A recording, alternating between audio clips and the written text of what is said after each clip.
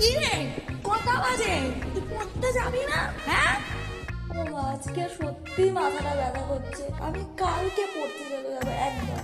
আর দেখবে কালকে খুব ভালো করে পড়া দিয়ে দেবো আর কি। আমি দেখলে একদম চমকে যাবে, এত সুন্দর করে আমি পড়া দিয়ে দেবো।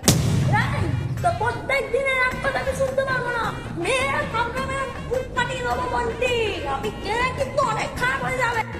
হ্যাঁ হ্যাঁ, ঠিক আছে। এমনি তো আমার মার খেয়ে অভ্যাস হয়ে গেছে, কোনো ব্যাপার না, তুমি মেরে নাও আমাকে।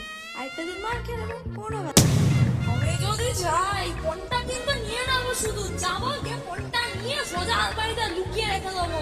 জন্মের মতো ফোন দেখা বেরিয়ে যাবে, তারপরে ফোনের দুঃখে ডিপ্রেশনে যাবি, খাটিয়ে চড়িয়ে দেবো। হ্যাঁ হ্যাঁ, নিয়ে নাও। এমনি তো আমার আজকে প্রচন্ড ঘুম পাচ্ছে, বুঝতেই পারছো, রাত জেগে পড়ছি। আমি আজকে একটুখানি ঘুমিয়ে নেবো। আমার ফোনটা যদি নিয়ে নাও, ফোনের জন্য কিছুতেই ঘুমাতে পারছি না। তুমি ফোনটা নিয়ে নাও আর লাইটগুলোকে বন্ধ করে দিও। ফোনকে চুপচাপ করতে যাবি, আমি কিন্তু তার কোনো কথা খরচ করতে পারবো না। তুই যাবি না তো বলতে, দাঁড়া আমি তোর বাবাকে ফোন করবো। ছলো ছলো নয়নে হাসি ও মা, ও বাবাকে বলো না, আমি পড়তে যাচ্ছি। ও মা না, ও মা না, বলো। এই জানো